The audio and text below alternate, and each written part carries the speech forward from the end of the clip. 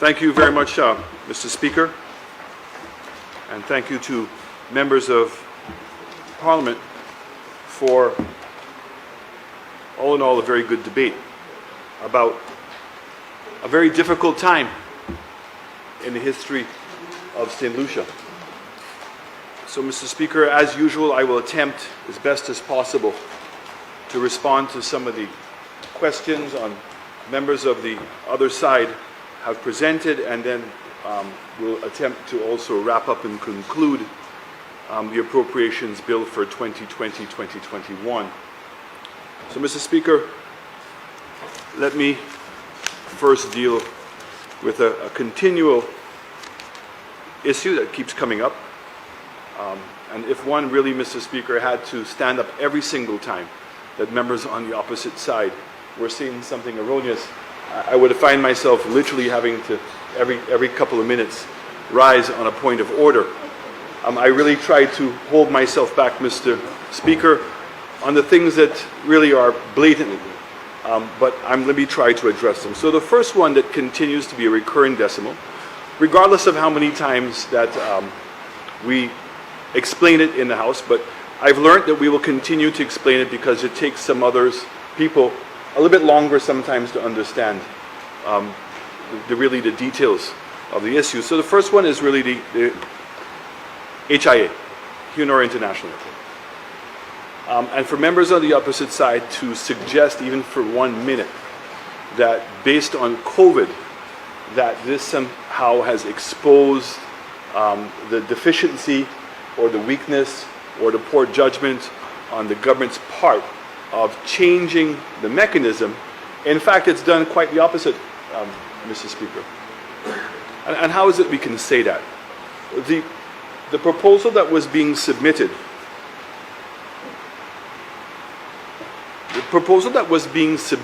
Mr. Speaker, previously under a PPP arrangement, and the member keeps making mention of the World Bank. The World Bank wasn't lending any money, Mr. Speaker. And the entity that really was involved wasn't the World Bank, it was its sister organization, the IFC. And so the IFC, the International Finance Corporation, Mr. Speaker, was really acting as a consultant to the government. And basically what they were doing is helping put together a PPP arrangement for the government. And the PPP arrangement, Mr. Speaker, was structured, first of all, to agree on a design and the feasibility of the project. And then the IFC was going to go out to tender to get interested parties. I believe that they had gotten something like 10 interested parties, Mr. Speaker. And by the time we got into government, they had narrowed down to 3 or 4, if I'm not mistaken, individuals. But there was no signed agreement to proceed.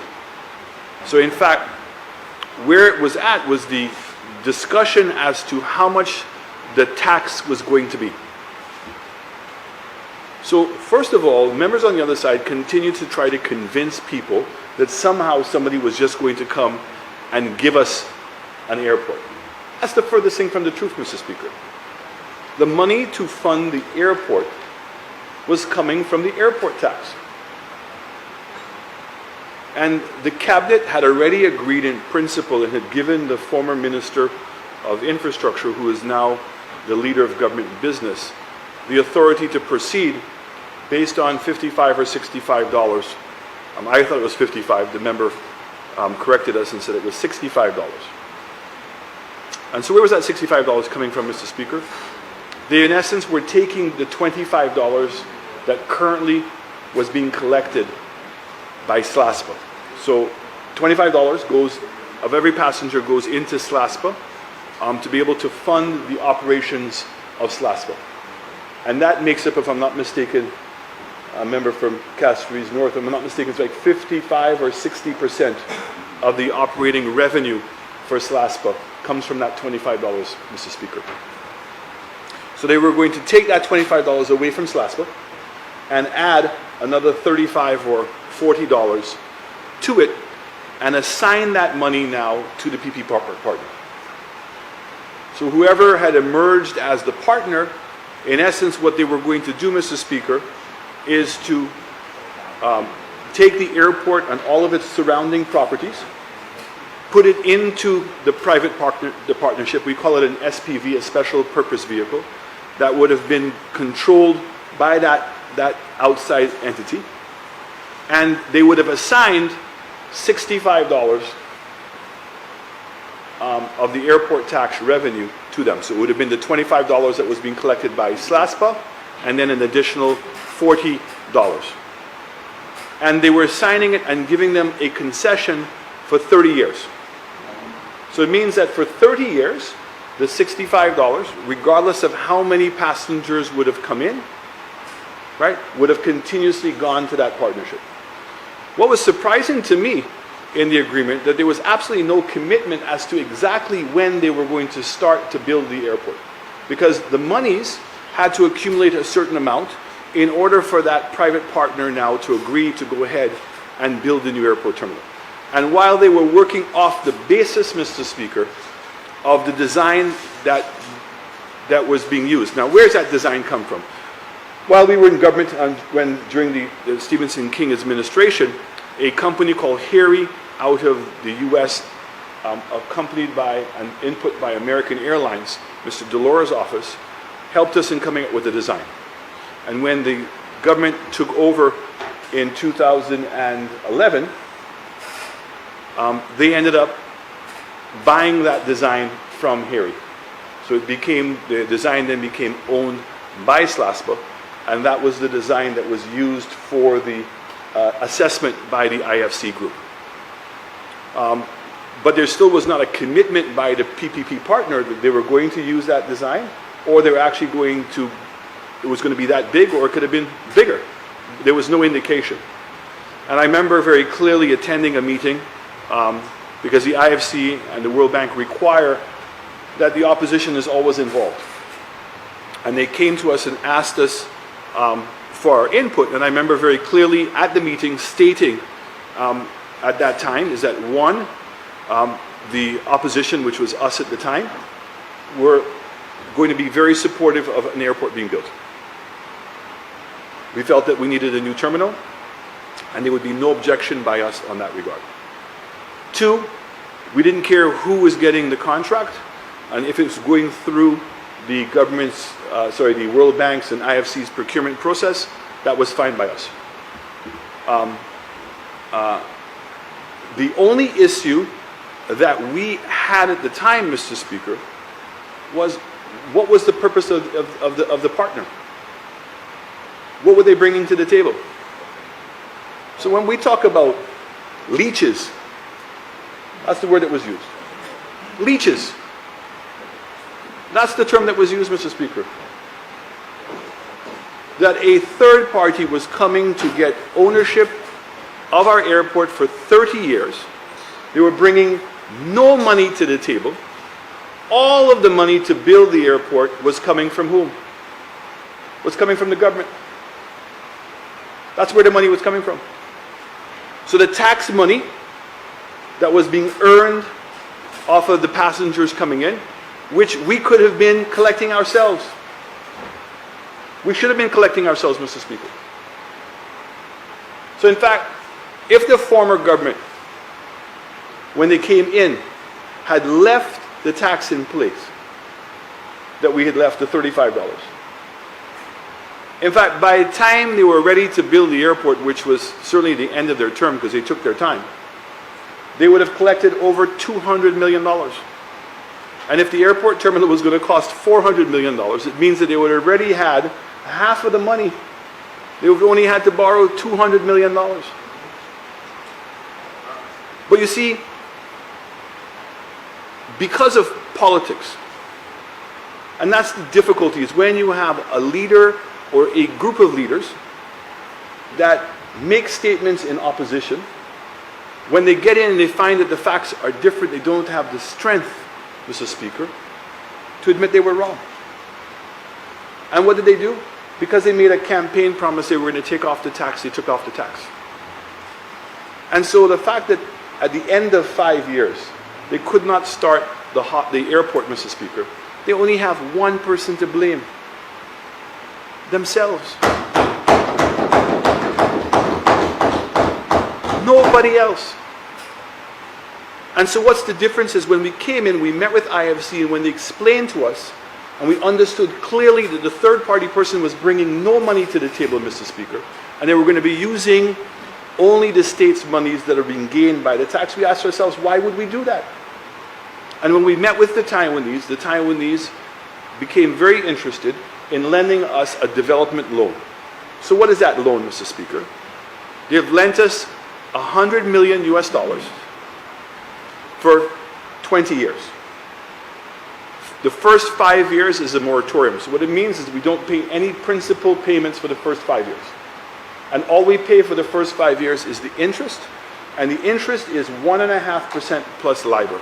I believe today that the LIBOR rate's about 0.5 or 0.6%. So you're talking about an interest rate of about 2.1%. Versus when you go through the deal that was being done by the former government, these are the little details that they seem to have brushed over.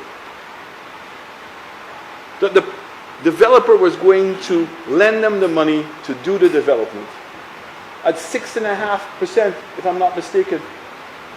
And it was for 15 years. So, Mr. Speaker, I'm happy to show you the agreement. Okay? So that is what the problem is. So when you look at the comparison to the two deals, the only reason why they were going that direction is because it was expressed to them that by putting it into an SPV, it would not be counted as part of the government's debt. That was the big deal. And our government said, we're going to argue the merits of that, because another thing that they continuously say, Mr. Speaker, on this issue, I don't know if it's misleading or if it's just not understanding, that this is not a debt to the state. This is a debt to SLASPA. Government guaranteed the debt to SLASPA. But SLASPA is the one taking the loan. Government agreed to assign the $35 to SLASPA, and they gave them a guarantee for the debt. But it's SLASPA's debt. And none of the payments that are being made towards the airport are coming from the recurrent revenue, or better known as the consolidated fund. Not one cent. The money that's being used to pay the loan of the airport is coming from the $35, which is in a lockbox under the control of SLASPA, and now also under the control of the bank in New York that's been assigned by Exim Bank. Those are the two people. That's where the money comes from. And how do we know the model works? Because in less than 2 years or 3 years that we've put the money, the tax on, I think it's just 2 years, we've accumulated over $80 million. And it means that if in fact there is no tourism arrivals for the next 2 years, 0 tourism arrivals for the next 2 years, they can still finance the loan. And that's why Exim Bank was able to give us the loan that they gave us, because that is what the lockbox is for. The lockbox is to assure that the loan is being paid. So, and I'm sure that members on the other side, when they come out publicly and say that the government should break the lockbox, know exactly what they're talking about. Because they know that if in fact we broke the lockbox, in essence what we would have done, Mr. Speaker, we would have been in breach of the loan agreement. And if we're in breach of the loan agreement, the $100 million would have disappeared and the airport would have come to a halt. So when members on the other side, Mr. Speaker, pretend to be talking about the interest of the people, sometimes, most of the time, I have to really question how genuine that is. But I'm hoping, Mr. Speaker, after that explanation, because we've had this discussion a multitude of times, we've actually had the agreements that were presented even by the member of the opposite side, and that we can put this to rest. That in fact, the deal that you all were doing, Mr. Speaker, the members on the opposite side were doing, right, was not in the best interest of the state, because it would have been $65 committed. So what's the difference is the $35, the $20, the $30 that we're saving. That money is going where? That money has been going into a sinking fund and to support our tourism marketing. That's where it's been going. That's money that we've gained. You want to stand up?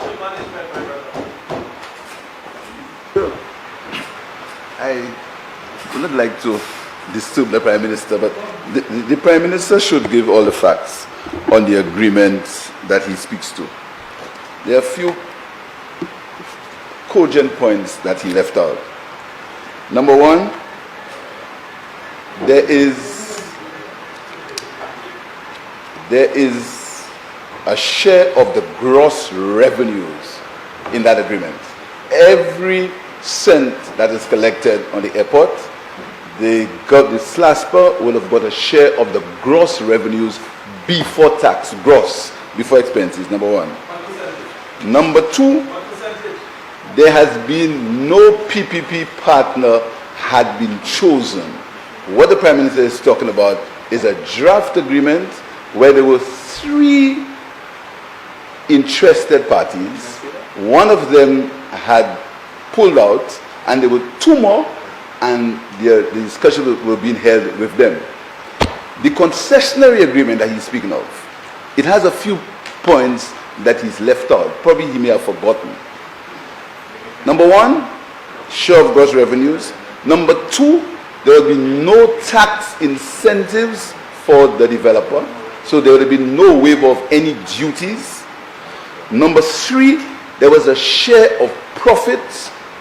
Every year, the government will have had a director on the board of the airport company, and there would have been a share of profits between the government and the director. And the fourth point is that the SLASPA debt is a contingent liability on the government of St. Lucia. So it is not correct, it is not a fact to say that because the debt was taken by SLASPA, the government did not have any share. The debt is in the country's debt profile, and the contingent liability of SLASPA, WASCO, all of these are in the debt profile. I just thought I'd make it clear. Continue.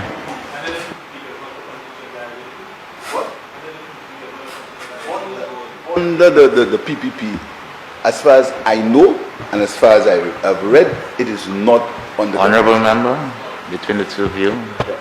Thank you very much, Mr. Speaker. I'm so happy that the member stood on a point of order. So exactly, the fact is that they created this formula to share profits, and it was not before, it was after. And after the expenses. And we brought that up, Mr. Speaker, at the meeting. I said, I know exactly how this goes. The developer will find all kinds of things to invest in, and there will never be a profit. No, it wasn't. No, it wasn't.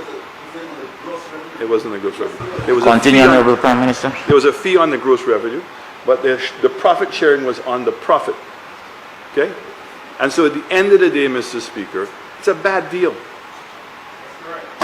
It's a bad deal. Why would you do that?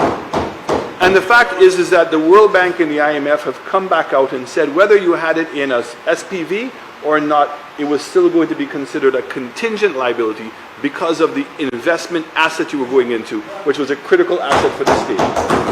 So this wasn't like a factory that if you allow the factory to shut down. The fact is if in fact the investor went bad, the government would have to take over the airport because it's a critical asset.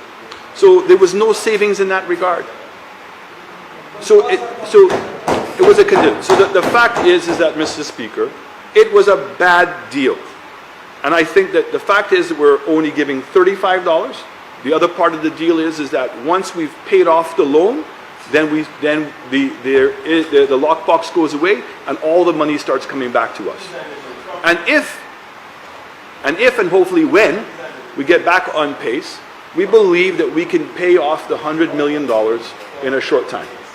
In terms of the $75 million that we're borrowing from the local banks, Mr. Speaker, again, they've given us the same terms as the Taiwanese, and the intention is the money that we're collecting off of the $35 in the first 5 years, less the interest payments, that the intention is to try to pay down on the $75 million as much as possible. So we get $15 million a year, if you take $12 million times 5 is $60 million, we can pay back $60 million of the principal of that loan. So it means that if we're very diligent, we can make sure that we've paid back the loan within 15 years. And that means that the full $35 now comes back into the state to continue to do other developments. We've subsequently gotten a loan of $50 million from the World Bank on an extremely concessional basis, over 40-year money at like 0.5% or 0.75%, if I'm not mistaken. And that is to do the resurfacing of the runway, possibly a taxiway, and to redo all of the navigational equipment at the airport. That's the cost of the airport. The other thing that's being presented and bannered around is that we have deliberately moved the airport to a different location. The fact is that the airport was designed to go where the car park is. That's where the new terminal was supposed to go. And once the new terminal was built, they were going to demolish the existing building.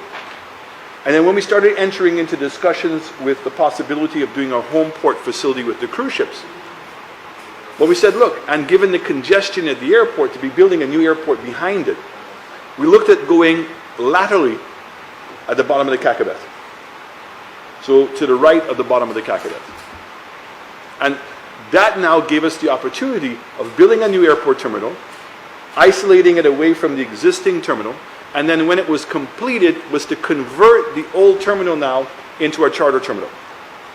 And so when the cruise ship passengers would be coming in, they would actually be going and using that facility. And whatever spillover demand that we have on the main terminal, we would have had the secondary terminal to have backed us up in that regard.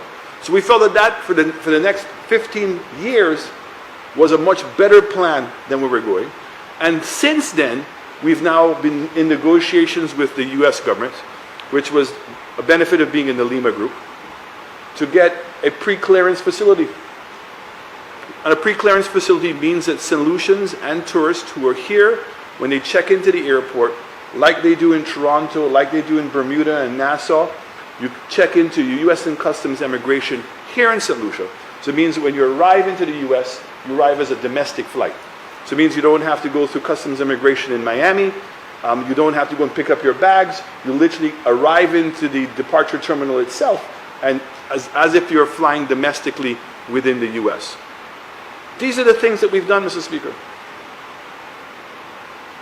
And we believe that HIA is going to be a world-class airport terminal, extremely well designed, well thought out, and more importantly, we've increased the capacity of St. Lucia by threefold. So yes, it takes a government that has ambition, a government that does believe in growth, and growth that can fund development, that has the foresight to be able to go and make this happen. Because the current airport is already bursting at the seams. Okay? Okay, EU. You know, Mr. Speaker, it's the conflicting stories that come out. On one hand, we hear members on the opposite side say that COVID showed that we could have moved into OK EU earlier. But then we heard today from a member from Castries South that not all is well at OKU and that there's problems.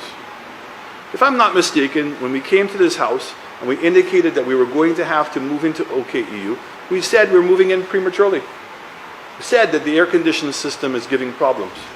They're in the process of changing out one of the machines, but there are 3 more that I believe that they have to change out. The ventilators are giving problems. The drainage was giving problems. Those are the physical things, Mr. Speaker, and we have to spend over $28 million to make those repairs.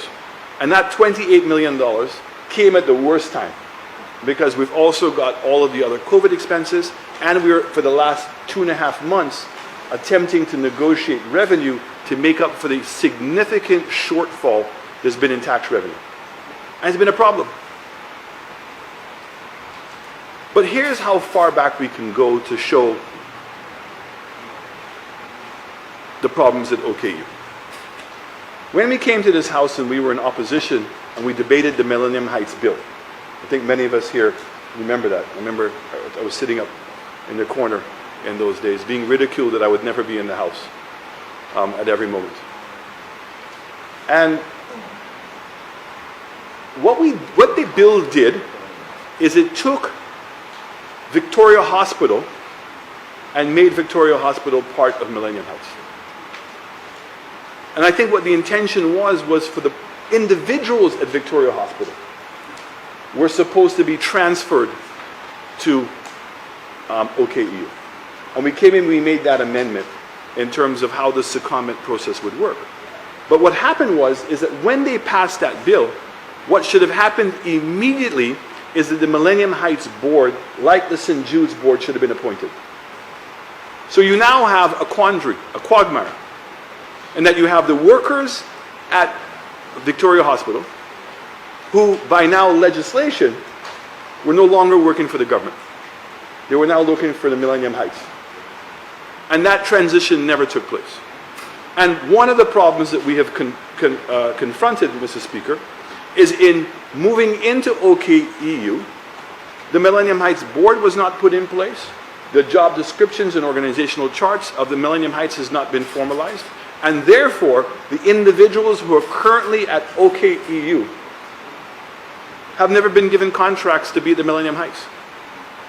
So you have staff members who are still government service persons, who should not be government service persons, who believe they're still reporting to the permanent secretary in health, and have not recognized and do not need to recognize legally the board. And these are some of the problems that we were trying to prevent, and that's why the delay in being able to move. It had a tremendous amount of problems and still has problems. And so we have signed a consultancy to bring a group in to help us put together an organizational structure and what we call SOP, Standard Operating Procedures. Is this the first time that this has happened in St. Lucia, Mr. Speaker? The answer is no. In the early 2000s, Mercy Hospital came in and did exactly the same thing for St. Jude's. And that's why you can go down to St. Jude's today, and even if they're operating in a stadium, the operating procedures work much better than what they did at Victoria. That's no fault of the workers and the people and the nurses and the doctors who are at Victoria. That's just a bad management structure. So, Mr. Speaker, we will get those things resolved. I also want to put all fears aside that we, despite of COVID, despite of all the other priorities we have signed the contract with the World Bank, and we are proceeding to implement the healthcare insurance. Because the healthcare insurance is critical to solve two problems, Mr. Speaker. One is to make sure that every single person in this country has access to healthcare, because currently they don't. We keep pretending that we have universal healthcare. We don't have universal healthcare. And it's heartbreaking to go and see those persons. And so I want to know the compassion of the former government, in for 15 years, and speaking to the former Minister of Health in your administration. From early, the offer was on the table to do healthcare insurance. It never happened. So where was the priority? Where was the empathy? Where was the compassion to make that happen, Mr. Speaker? And this is what I'm saying to Mr. Speaker. It's always when it's convenient. That's why, you know what, I call this the government, they manage themselves using a rearview mirror. Everything is by hindsight. Nothing is by moving forward.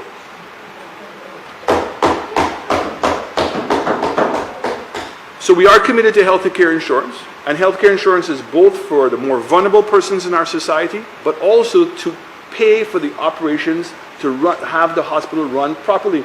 Because that was not taking place at Victoria. Is that people were using medicines and there was no record of it. And there was no monies to replace it. All they were getting is a quarterly subvention, not based on actually what was happening and the cost operations at that entity. The next one I want to bring up, Mr. Speaker, is the wind farm, because that came up. And why is it that we did not do the wind farm when we came in? We did not do the wind farm, and I remember the debate I hope members remember that, that the gentleman, Mr. Wolf, wanted us to acquire the land where the wind farm was going to go. And his argument, if I'm not mistaken, was the land had no value. So we said to him, but it does have value, because if there's value in putting a wind farm there, it has value. And we said, government is not going to be in the process of taking away land for persons on a commercial deal. If in fact this makes sense. Go and find who the owners are and do a royalty agreement with them. Get their support. And Mr. Wolf refused to go in that direction. He was insisting that government's contribution to this ought to be, Mr. Speaker, that we acquire the land. And we were adamant. He indicated that he couldn't find the persons. I believe it was the Attorney General who said that he knew the family members and he would help put them together. And then sadly, Mr. Wolf died. But I want to let everyone know that we are pursuing that project, and we hopefully can find somebody who's actually willing to lease the land and pay and compensate the persons who own the land, rather than depending on the state to do that. The LED lights for the street lights, Mr. Speaker. Again, when we came in, the member from the Leader of Opposition, 100% right, came in and there was pretty much a deal that was done for it to be funded by CDB. And I had hard meetings with CDB because there were two projects in particular. The Minister of Agriculture is here and who is in charge of WASCO. We refused to sign the agreement with CDB on the desilting of the dam because they wanted us to provide a government guarantee. And we said, why would we provide a government guarantee? There's a revenue stream. There's a tax that's being collected. We'd be happy to assign that money to you, but we do not believe that government should take up valuable fiscal space in doing something where there's a revenue stream. And similarly with the LED lights. Why would government go and borrow $15 million to do lights when there are in fact private sector partners that are willing to come in, put that capital up, pay it back by on the savings of the light of the saving of the light cost. And luckily we did that because it included, in addition to now putting the LED lights, I believe we're in negotiations with them to put in the cameras. I think it's 1,800 cameras that we're going to be putting in. So, Mr. Speaker, we're going to get all of that without having to put any cash out. We just have to continue paying our bills in order to be able to pay over a period of time. But the beauty of that is exactly what members on the opposite side said, that COVID now, even more so, is telling you you need to do PPPs. Find ways in which you can use government revenue streams in order to get the other people to put up the capital money. Okay. So, in terms of another one that came up, again, was this issue, and I get confused, Mr. Speaker, whether the members on the opposite side, I'm going to certainly give them the benefit of the doubt, Mr. Speaker. The issue of Coconut Bay paying severance and laying off the 400 people. But the way I've been hearing presented on the other side, like this is a calamity. And this is a reflection of the times. Well, if it took the Coconut Bay paying the severance to its workers for you to understand that there is a crisis out there, I'm really sorry. But every single hotel has laid off its staff. In fact, we came to the House to amend the Labor Act in order to allow persons to keep people employed but not on the payroll for another 3 months. So what's the issue with Coconut Bay? Coconut Bay and the owners decided that given where the staff were, that they felt very sorry for them. And what they wanted to do was to give them more money. And the quickest way for them to give them more money was to sever them. So it means that everybody who'd been working there for years actually got their severance paid, and they got cash out. Now, do you really believe when Coconut Bay reopens, they're going to be hiring different people? After they've trained all of those people? No. That's what they did. And you know what's so sad, Mr. Speaker? There are examples of Bell Fashions and Majestic and even Castries Apparel. I believe members on the opposite side would know Castries Apparel. Companies that came here and in the middle of the night absconded and did not pay the severance pay. And here's a company in this difficult time. Well, difficult time, Mr. Speaker, and paid the severance for their workers. So I want to applaud Coconut Bay for what they have done. It's not a requirement that we're putting on the other hoteliers, because it is a huge undertaking to have paid the severance for those workers. Redundancy. The other one that came up and continues to come up is this 4-lane highway, and there was money there. I remember it was from the Kuwaiti funds, if I'm not mistaken, to do it. And what we said was, and we came out very early in one of our policy pronouncements, even in this House, is that the amount of money that we would have had to spend on doing that, and we still didn't have enough money to complete it, would not solve the problem. And then when we looked at the North-South Highway, and the fact that the government had put the DFID money, the 30 million pounds, into it, and as was being indicated here, the cost of the highway was in excess of $300 million just to do the part from, not from Shock, from Darren Sammy Stadium to Denry. That's what the CDB report says. In fact, the CDB report says it's $600 million to do it all the way down to View Fort. I'm just taking US. I'm just taking that one portion. No. I said when we realized that the cost of doing the Groselet to Castries, the amount of money that we would have had to spend, we did not believe that that money was going to be well spent. We then looked at the North-South Highway, particularly the part from the Darren Sammy Stadium to Denry, as an alternate bypass. We knew that the government had assigned the 30 million pounds to that project from DFID, and that when we got the feasibility study from CDB, we weren't going to get the extra money. So what we decided to do was something that they had done or had planned to do, if you're not mistaken. We used to call it the Emma Hippolyte budget. I think it was 2014, where they were going to do all the back roads. And that was a good idea. And so what we decided to do was to keep the back road component, and that is a big part of what's taking place right now in Castries North, Castries Central, and Castries East. And we're spending a lot of money.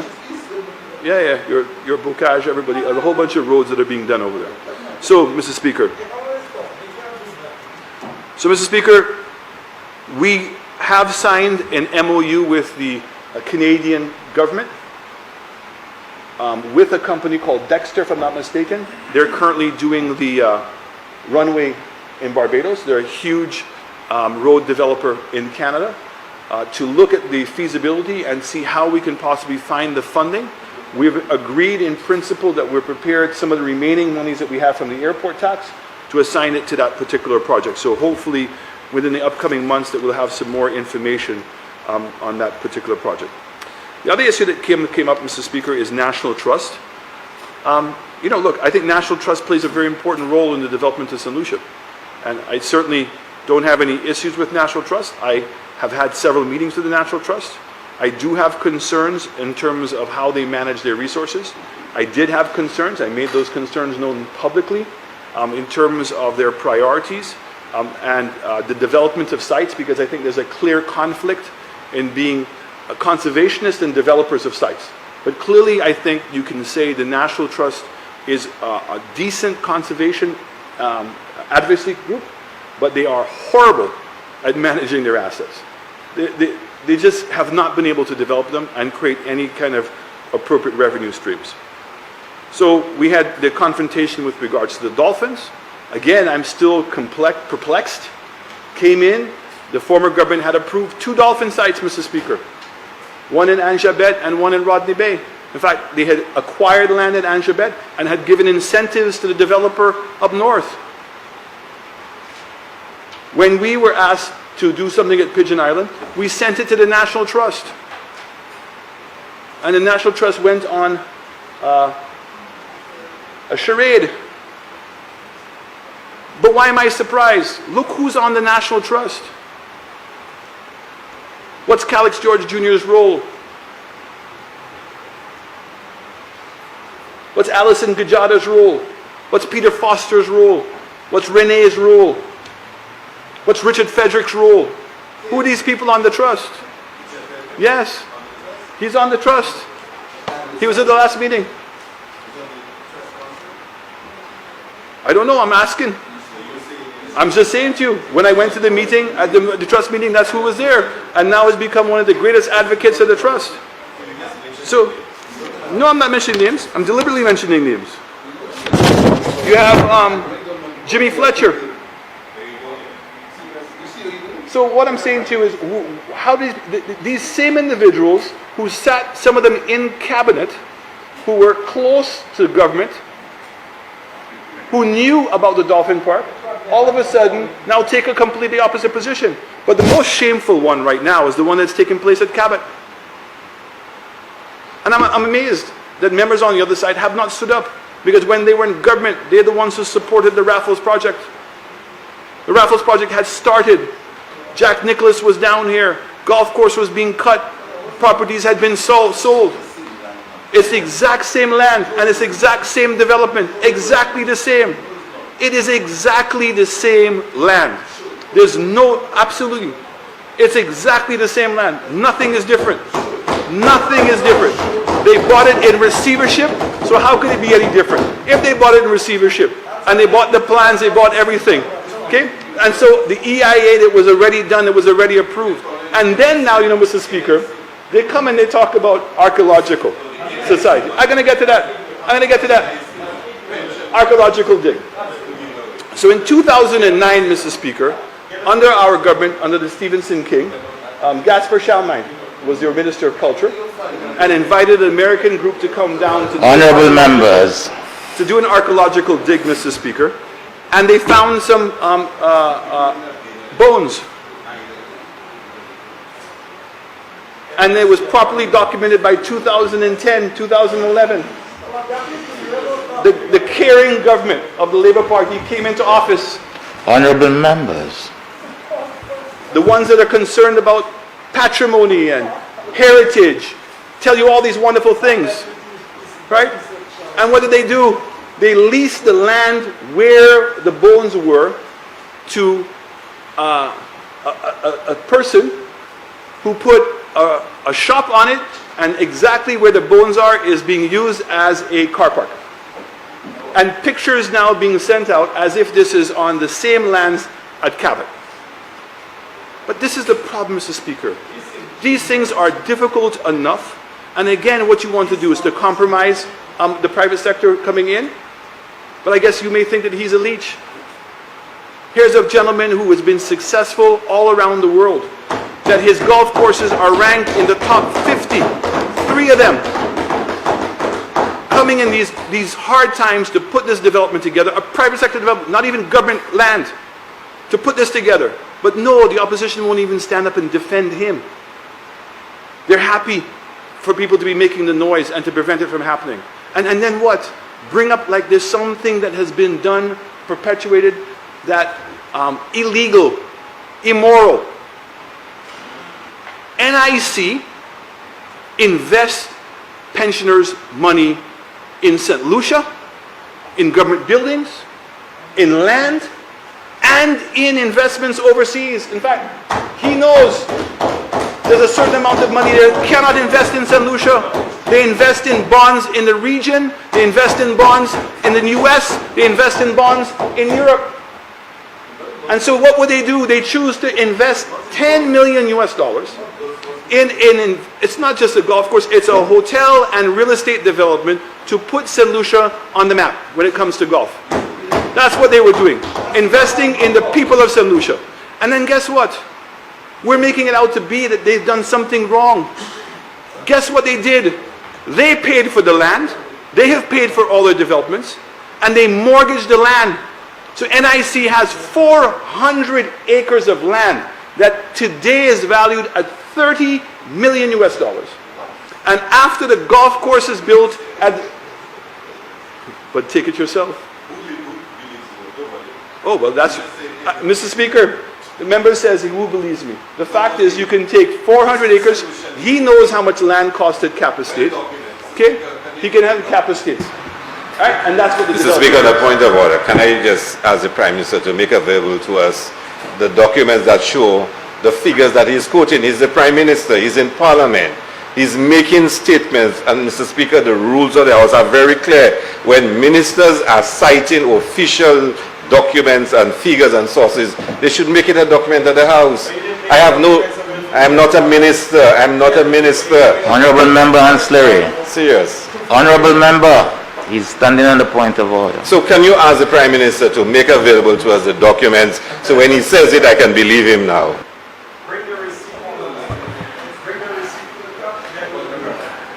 Mr. Speaker, these are the levels of disingenuousness that takes place. If the member just simply goes out and gets a land valuation for what land is being sold at Cap Estate, discount it because it's 400 acres of land, knowing that you're going to put a golf course on it, knowing that you're going to put a hotel on it, and you're going to have all these wonderful sites, what is the land going to be worth? Even in its raw state, it's worth $30 million easily. But you see, Mr. Speaker, it's easier to be able to convince people that somebody has come down here to rip people off. And the same thing, Mr. Speaker, when this same Cabot was in Nova Scotia, the Nova Scotia Development Company also invested with them. That is their model. So, Mr. Speaker, this is nothing wrong. This is nothing unusual. The government was not involved. The NIC is a separate board. They're the ones who evaluated the investment. And the way it works is they have an investment committee. From the investment committee, it goes to their board. It's only when it makes it through the board, they will come to the Minister of Finance to say, do you approve or you don't approve? But the process and the due diligence is done by them. So, Mr. Speaker, I move on.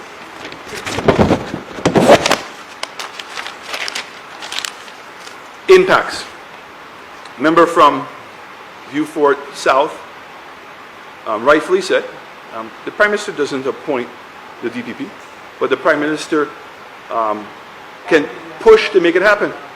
The persons who appoint the DPP are the Judicial and Legal Services, and they advise the GG. And that's because the DPP is independent from government, Mr. Speaker. But government pushed, changed the salary base so they can go and get a proper DPP, and made sure it happened as a priority. And the DPP now is in place, Mr. Speaker. So, what happened with impacts, Mr. Speaker? The member from Vieux-Fort South, who was the Prime Minister at the time, Mr. Speaker, came and made this TV presentation, an announcement about this investigation that had taken place. Mr. Speaker, the Jamaicans that made up the impacts report never worked with the DPP. So it means that the DPP now has to go in and validate all of the information.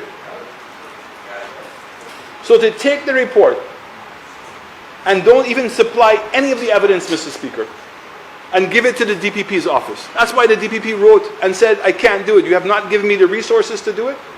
Okay? And I have to collaborate the evidence. So, you see that, Mr. Speaker? They can't go to DPP. So you're going to take the law in your own hand.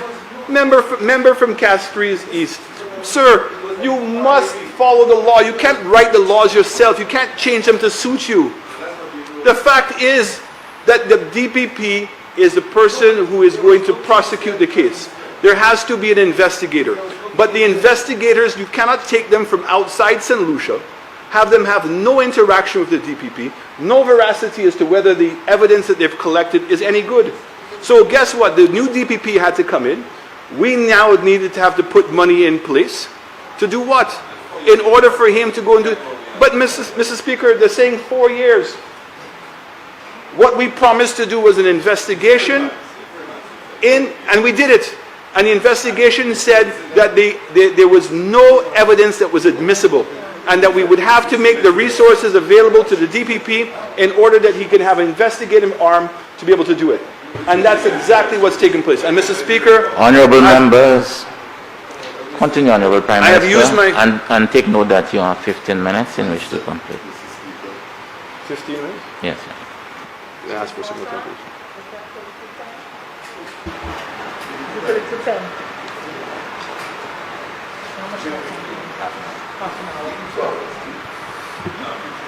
Mr. Speaker, I beg to invoke for the 210 to allow the Honourable Prime Minister another 50 minutes.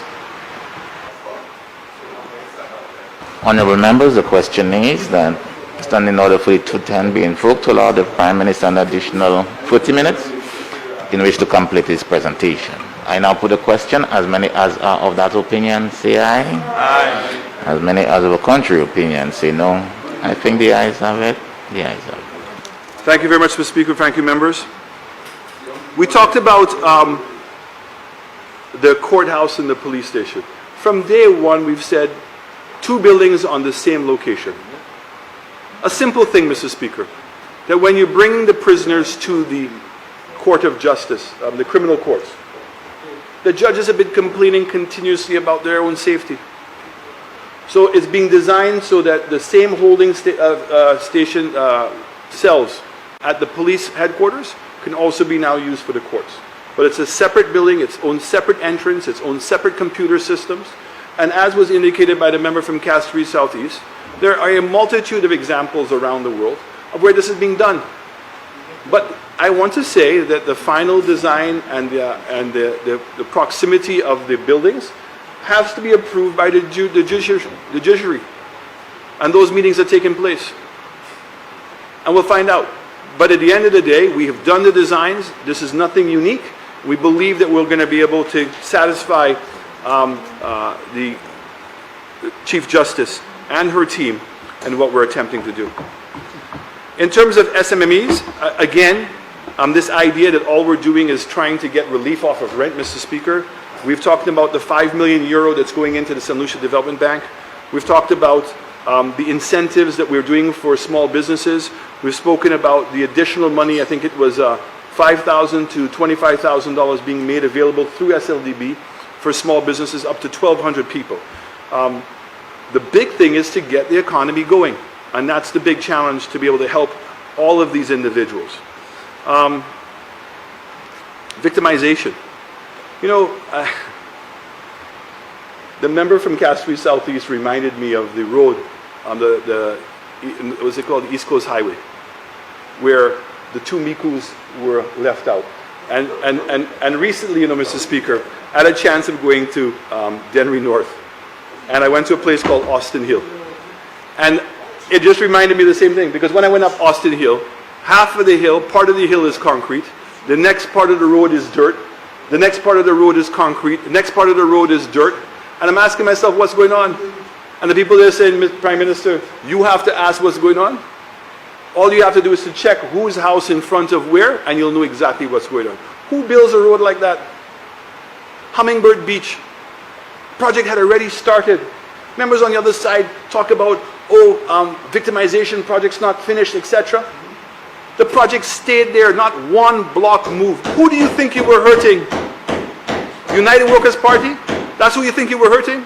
That the persons were going to the beach, there was no bathrooms for them to go to the beach? Old dirty water that not even the rep at the time, what was his name, Dalsu, used to be able to go to. He said it publicly, he wouldn't bathe there. So all I'm saying to you, Mr. Speaker, do not even begin to talk to this government about victimization. Okay? They are the leaders. They're in a league by themselves, Mr. Speaker. Mr. Speaker, corruption.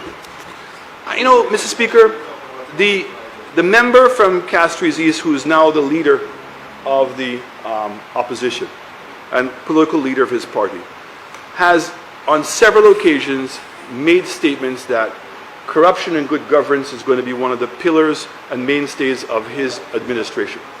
And I applaud him for that. Those are good virtues. But I'd like to say to him that when my government came in, the first thing that we did is we amended the Crown Act.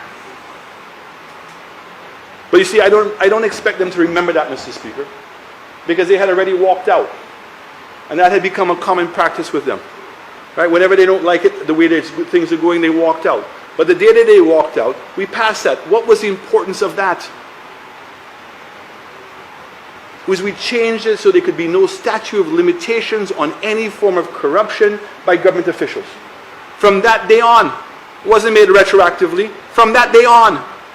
And so we were holding ourselves accountable at the highest level and putting us online that if we got caught or anybody got caught, there could be no statute of limitations, bar of statute of limitations on that. But you know, Mr. Speaker, I want to give my friend and my colleague some advice. If in fact that this is what he wants people to believe in, then he needs to start in his own party. That's where he needs to start. So the fact is that he's taken over as leader. Some of the issues the party has hanging over it don't go away. So the former political leader of your party refused to answer about Grindberg. At no occasion has he given a public explanation about Granville. That is your burden. And particularly now, Mr. Leader, if you're going to run him in New Fort South and he's going to be one of your candidates. Can you explain how is it that he came to sign an agreement in which we are still in court over our seabed and the rights to oil exploration? How is it? How is it that a license was given and it didn't go through the Governor General? And I think it's grossly disrespectful, Mr. Speaker, for politicians who are in a position of authority not to offer an explanation to the public. But that now becomes his burden. He must internally ask that. Mr. Speaker, Rochamel, Mr. Speaker, that becomes his burden. Why was the agreement signed? Why was the guarantee given? Why were all the things that happened? And this idea where you say, well, we lost $30 million, but we got a hotel. Well, it was going to be a hotel nonetheless. That doesn't satisfy or justify what took place. Again, there was an investigation, there was an inquest, an inquiry. And the member who was the Minister of Finance at the time, still a member of your party, you are now the leader, didn't even want to testify, has never offered an explanation as to what took place. I see his good friend, Mr. Paris, has been arrested in Barbados. Very interesting to see what's going to happen with that case. Speaker, we have Jufali. So you have a situation where the British courts have indicated, Mr. Speaker, and this is to you, the leader, that the British courts have indicated that clearly diplomacy was sold. Now that's fine. Diplomacy was sold, Mr. Speaker. But who benefited? Did the state benefit? Because if you listen to the members on the opposite side, they have a conscience. They want to make sure that it's people-centric. So if you did this thing with this billionaire, and you can show, and I have to imagine, Mr. Speaker, if there was evidence in which the public and the little man benefited, that they would be on top of the mountain screaming it out. But it's amazing to me, Mr. Speaker, they have not been able to do that. So again, I am saying to the member on the other side, that who was Jafali? How did he get the passport? Who benefited? Did anybody financially benefit, Mr. Speaker? Are there any secret accounts? Is there any money that was transferred? Do you know any of those things? Because these are important questions, Mr. Speaker, that when you're going to have your party to do it. Then, Mr. Speaker, then we have the minister's account. So again, I want to ask the leader of the opposition, what investigation has he done? Has he asked the minister what happened? Has he asked, Mr. Speaker? Because now he's taking the responsibility for it. How much money was spent in the minister's account? How was the money approved? How were the projects selected? How much money was done? Mr. Speaker, if in fact were there people who got contracts who actually ran for their government in the last election? These are the questions that I would expect that he would be asking. Now, Mr. Speaker, when I took over as political leader of my party, those are the hard questions I asked all my colleagues. We sat down and had those discussions. And those persons that could not give us satisfactory answers, and those persons who gave us answers that they did not connect the dots, we asked them to leave. And the evidence is there to speak for itself. But I want to say that if in fact he's going to take that up as a mantle, and is going to be a cornerstone of his government, then he needs to start now. And are we to assume that by the fact that he has not said anything, that he's done his investigation and he's satisfied? So, Mr. Speaker, it leaves now the last one, because my good friend from Castry South opened up an issue. And I listened to him very carefully as to where he was going, Mr. Speaker. And I just have to ask some basic questions.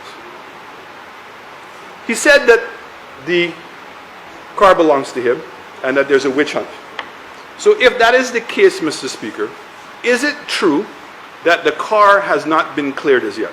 that the car is still on a pre-delivery. And let me explain a pre-delivery, Mr. Speaker. A pre-delivery is not something that's legal that customs can do. A pre-delivery is a discretion that the controller of customs can offer. So is it true that the car is still on a pre-delivery? If it's still on a pre-delivery, why has he not been able to cure his entry? The next thing I want to ask, Mr. Speaker, is it true that the car that he has is the same car that the state has evidence to show that it was registered in the state's name in the UK? Simple question. The car that he has, is it the same car that is in the UK? Then, Mr. Speaker, I want to know, did the car that he has benefit from a VAT exemption in the UK? And Mr. Speaker, I also want to say that who, in fact, bought the car? So when the invoice is in whose name, the registration of the vehicle is in whose name, etc. So my understanding, Mr. Speaker, that there's an investigation taking place. I stay out of the investigation because I want to make sure that this is being done by the professionals and being done by the government professionals themselves. So, Mr. Speaker, certainly as the Minister of Finance, when it was brought to my attention these kinds of questions, I sent them to the appropriate authorities to answer those questions. And the member said the same thing. The member said the same thing, that there's a letter from the Director of Finance to the Controller of Customs. It's for that matter to be resolved. Nothing else. So these are questions that I would certainly suggest that the Leader of the Opposition himself Mr. Speaker, ask the member from Mr. Castro Speaker. himself. And a So, point Mr. of Speaker, order. The Honourable Member has asked me, a Member of Parliament who's sitting right here, a number of questions. And I don't know whether he wants me to answer them or you're not going to allow me to answer them? No? I was directing No, the Your questions. I was helping my good colleague from Castro. Are you afraid me answer them? I was helping my good colleague from Castro. You can answer them outside. No, go and answer them outside. No problem. No problem. So, Mr. Speaker, when the member wants to come to this House and when he wants to go on the platform and continue to talk about good governance and corruption, it has to start at home. That's when it has credibility. That's my advice to him, Mr. Speaker. And there are more questions than there are answers. So, Mr. Speaker, let me say this to you. I want to get to the substance of the debate. And it was amazing. Very little time was being spent by the members on the other side to actually debate the bill. Very little. In fact, I have to say to you, Mr. Speaker, that it was almost embarrassing. And I can say that the Leader of the Opposition's rebuttal was vacuous. For those persons who don't know what vacuous means, empty. For him to stand there and to take the IMF money and say how he would spend the IMF money tells me how little he understands about the finances. And I only hope that if he does in fact win, that there's going to be somebody else who's going to be the Minister of Finance. Because honestly, Lord help St. Lucia if he's the Minister of Finance. We have come to the House, Mr. Speaker, and we've indicated the following. That there's going to be a contraction in the economy. The initial contraction was estimated to be at 10%. Since then, the ECCB, World Bank, and the IMF have indicated globally the contraction is going to be greater. And as a consequence, they believe that the contraction in St. Lucia and in the Eastern Caribbean is going to be greater. The revenue had been brought down from $1.1 billion in tax revenue to $925 million. We indicated very clearly that we do not believe that we're going to get to $925 million. And so therefore we're going to have to borrow additional funds. We also clearly indicated, Mr. Speaker, that we have $700 million in bonds and treasury bills rolling over. And what we're seeing is a redemption rate of 25%, meaning that 25% of those bond and treasury holders are wanting their money back. and therefore there's a cash burden on the state to meet that requirement. So we believe that we're talking about close to $900 million, $850 million that we're going to need. We also admitted, Mr. Speaker, that to be able to go out there and depend on the regional bond market to fill that gap would be virtually impossible. And what have we done? Because of the good governance of this country, because of the confidence that the IFIs have in this government, that we were able to go out now and borrow $35 million. We're waiting for the finalization of it from CDB on a policy-based loan, 35 million US. We were able to go out and borrow $30 million from IMF. We're now converting about $40 million with the World Bank. We've gone out and gotten ECCB. Mr. Speaker, members saying whether it's a Lucia loan. I can't speak for other people. I know that some people have been able to go out and get an IMF loan. They have some people who've gone out and got a CDB loan. Sorry? I did what? Honorable member, Mr. Speaker. continue on, Prime Minister. Mr. Speaker, we went out and we were able to negotiate these funds. What's interesting about these funds, Mr. Speaker, is that it is going to be highly concessional. We're talking about, in some cases, 20 to 40 years to repay, with moratoriums of 5 years, Mr. Speaker. So here's the reality.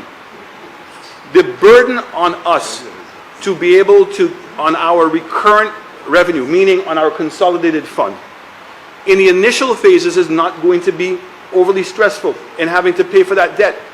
Unlike if we had to borrow money on bonds or treasury bills and be under pressure for them rolling over all the time.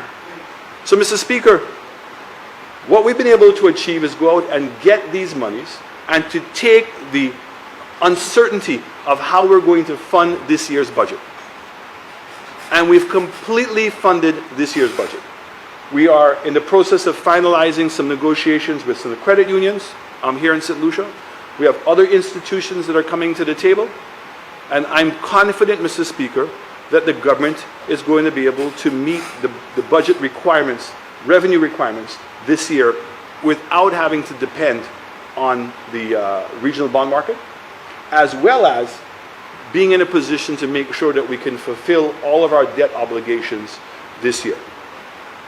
We have taken the prognosis that instead of tourism revenue being down by 50%, we believe that tourism revenue is going to be down by 80%, which means that we think that tourism will start coming back around December. We hope it might come back earlier, but we don't know. But we've taken the worst case scenario and planned for it. Now the reality is the government has put itself in an incredibly good position to be able to deliver on the same social programs. So where did the IMF money go in? It's part of a package to fill a very big hole. This is not incremental money that you're getting that you can decide how you're going to spend. So the member from the other side obviously is very naive about the budget.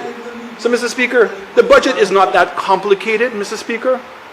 It's $310 million a year in debt financing, $560 million a year in pension and wage bills, and $400 million in operating costs. So we're talking about, those are the basic things. And all the money that we're going to be getting is to do that. So, Mr. Speaker, I'm confused at the members' naivety. Where? How? So, Mr. Speaker, this budget has taken out the anxiety that we're going to be in a position to be able to help the social programs and the incentives that we've provided, that we can deliver on them. The only difficulty that we've continuously say, Mr. Speaker, is cash flow. Because to able to get money in the first 3 months, Mr. Speaker, we're getting enough money, but we've admitted it. It's going to take until September to get the money from the World Bank. It's going to take until September to get the money from CDB. So, Mr. Speaker, this is why we went and we were negotiating with the unions, Mr. Speaker, in order to get a deferment of salaries to help us in the first 3 months, Mr. Speaker. I have not hidden that. In addition to that, I've said, in the absence of getting that deferment from the workers, where's that money come from? It's come from payables. So our payables has gone skyrocketing. It was in excess of $71 million. And the reality is that that $71 million that should be circulating in the economy at this particular time. Sorry? Proceed, Honorable Prime Minister. See, Mr. Speaker, you know, Mr. Speaker, when the member keeps on wanting to take one aspect of the economy and believe that that by itself is going to solve the problem, we have all the social programs. We have government loans. We have all kinds of utilities, Mr. Speaker. We have everything that we're supposed to be paying and spending for. But, Mr. Speaker, if in fact at this stage I'm having to explain these basics to the member, I mean, honestly, he should really choose somebody else to be his Minister of Finance. Mr. Speaker, we got monies from IMF, from the CDB, from the Eastern Caribbean Bank, Honorable from the World Member. Bank, from the Taiwan, okay, and also overdrafts. We've been able to get and raise about $800 million in order to meet the short gap in revenue, because revenue has gone down. First month it was down to $50 million. We would have normally gotten 110. Barbados, the members on the opposite side said, oh, it's not a compulsory program. It was a compulsory program. The only difference is that the central bank in Barbados was buying the bonds. But the initial part is everybody has to take the bonds. And what they're taking the bonds, it is true. And it is true. And they're taking 7% a month for 18 months. Some people are taking 12% a month for 18 months. And some people are taking 17% a month for 18 months. So, Mr. Speaker, every single islands up north that are basically saying they don't know how they're going to meet payroll. All around the world. The state of California had a budget surplus of $22 billion. Within 3 months, they went to a deficit of $54 billion. A $70 billion turnaround in 3 months. And this is where, on one side, the members on the opposite side want to say, oh, we understand COVID and etc. and everything else, and we're not holding you responsible for COVID. But on the other hand, okay, not dealing with what the reality is. There is a significant cash shortfall. Do you have to be a genius, Mr. Speaker, at this point to believe that the economy is going to contract this year? Do you have to be a genius, Mr. Speaker, to believe that it's probably going to be the largest contraction in the history of St. Lucia? You don't need to be a genius. Of course, I'm telling you now that is going to be the case. But when people want to start playing politics at this stage with something like that, it begs the question, do you really care? And you know, that brings me into the last part of my presentation, Mr. Speaker. And you know, the member from Vieux-Fort South said that a lady had written to him to ask him, why are we building a new St. Lucia? Amazing. Very simple question. Why are we building a new St. Lucia? You were in government for 15 years. You took the debt to GDP. When you came in 1997, the debt to GDP was 37%. When you left office in 2006, it was 67%. Glorious times. Couldn't grow the economy. Mr. Speaker, when we came into office, schools, when you ask, Mr. Speaker, why you want to build a new St. Lucia, just physically go and look at the schools in 2016 and ask yourself whether in fact that was okay, that you can send your kids to school. The bathrooms, I mean, I went to see your school in Babonneau. It was embarrassing. The bathrooms, the electricals, the windows. So here you are telling kids about excellence and being competitive on a global basis, and they're living in a place that looked like a third world or worse. Our healthcare. Which was the healthcare facility you could have gone around in 2016, Mr. Speaker, and said this was world class? This is the best it can be. You couldn't get medicine. In my own constituency in Deriso, 2 nurses there, if one left, the other one left because of thieves. Every day it was being broken into. Same story all around the island. None of those services were there. You went up to the Victoria Hospital. Does that scream at you world class? Everything is good, everything is great. The security of the country. Is it world class? Can we call up the police anytime and the car comes down? We talked about the ambulance not being able to come. Are we happy with those levels of services? Are we satisfied? Do we believe that people are doing the best? Do you think that St. Lucia is the best it can be, Mr. Speaker? Is that what we thought? Infrastructure. Did we have the best roads? You have people in Cassenbah when I went to Minister's new road. There was a lady all the way down at the end. Came out crying. Why? 28 years she'd lived there. She thought that she would never see that kind of road. So the road that she had before, Minister, was she happy? Was that world class? Did that inspire her? Mr. Speaker, sports, young boys going, no lights, inconsistent, no equipment, no programs. But yet we would, as leaders, keep talking about how important these things are. Honorable members, Mr. Speaker, allow the Prime Minister to be heard. Honorable member, please allow the Prime Minister to be heard. social services, Mr. Speaker, 13 social workers. You go and see, they don't even have cars to drive around. Was that world class? Are we satisfied that when we go up to Bordelais, we see how many young people come from broken families? Do you have to do a study? Do you have to do a study, Mr. Speaker, to figure out what the problem is? Do you? Mr. Speaker, economic opportunity. How could I be as a young person, unemployment rate was 40, 41 or 44%. Unemployment rate was 24%. Where was the inspiration? Where was the broadband width? Where was the support to say, I see world-class business people around me who can inspire me? Mr. Speaker, it is for that reason Labour Party offered better days. Did they offer better days because the days that they had before were good? Or they were satisfied? Better days. And this is why there's an interview with me before we came into government that I said that the system is so broken, that the country is so broke, that we're not coming in to tinker with anything. You can't solve the police problem without fixing and creating a world-class police headquarters. We can't put a building to have a hospital without putting the operating systems in place and making sure that it's well funded so we can deliver consistent services and that the nurses aren't running away. We have to have a government that's sensitive to the fact that people are all around the island can't all be coming to Castries to get the services, and that the technology of e-government is there. Those are the things that we're committed to, Mr. Speaker. That's what this budget is talking about.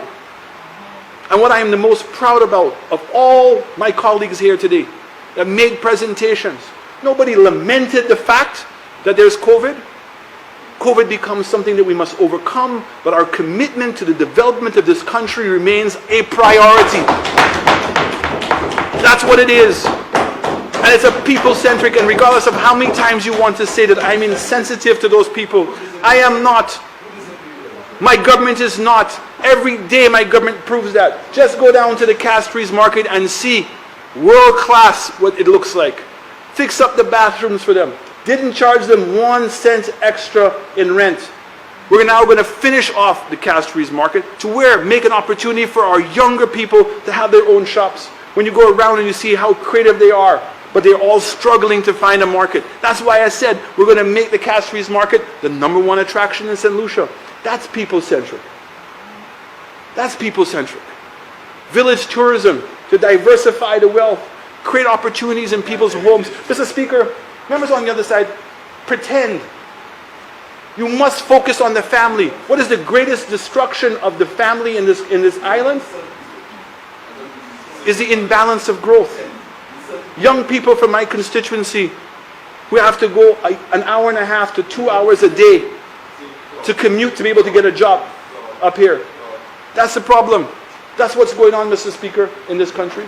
So for anybody to tell me they're going to have to question why we have to build a new St. Lucia, really? People were so satisfied? But no, you want to translate that it's talking about making it into New York City. Not about making it to New York City. It's about making it ours and making sure the services are there. Making sure it's our culture and our heritage. That is what we're going to be focused on, Mr. Speaker. So, Mr. Speaker, see, Mr. Speaker, you're going to island with Mr. Speaker, at the end of the day, Mr. Speaker, I want to ask the question. Where was the empathy? When you identified the idea of poverty, or you identified the idea, we knew the problem of unemployment, we knew that there was a lack of hope. What was the solution? We've offered solutions, Mr. Speaker. And sadly, the members on the other side can only focus on petty politics, about one-upmanship, about putting themselves first and making it out like the Lucia can't survive without them. Well, I have to say to you that you need to wake up, Mr. Speaker. They need to wake up. Because the evidence there suggests they cannot and have not managed the economy. They don't have any ambition for this country. They do not want to see this country aspire. They want to keep the country so that they're in charge. And I can say to you that this is the party of empowerment. That is what we stand for. And we are going to be focused on building a new solution. And if you don't get your governance right, then I can repeat what the member from Castries South said. Tick tock, tick tock.